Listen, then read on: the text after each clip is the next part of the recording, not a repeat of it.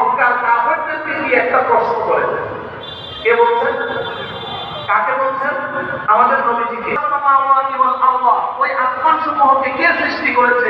এই জমিনকে কে সৃষ্টি করেছে? ওই চন্দ্র সূর্যকে কে সৃষ্টি করেছে?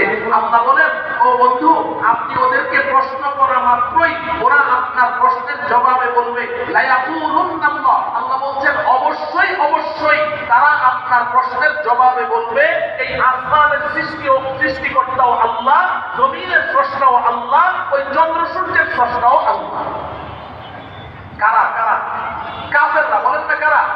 কাফেরদের কথা বলছে।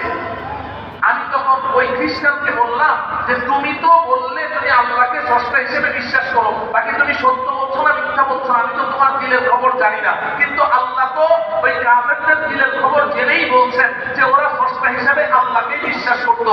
তারপরেও তুমি এই মাত্র যেই কারণে এই আবু লাহাব, আবু জাহাল, উতবা, সাইবা ওদেরকে কাফের মুশরিক বেঈমান বলেছো, আমিও ওই কারণেই তোমাকে কাফের মুশরিক বেঈমান বলেছি।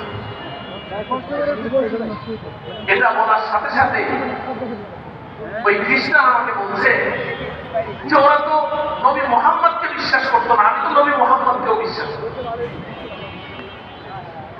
আমি বললাম যে আচ্ছা, নবী মুহাম্মদুর রাসূলুল্লাহ সাল্লাল্লাহু আলাইহি ওয়াসাল্লামকে তুমি বিশ্বাস করো নবী হিসাবে? বলে হ্যাঁ আমি বিশ্বাস করি। এজন্য তুমি ঈমানদার? বলে হ্যাঁ আমি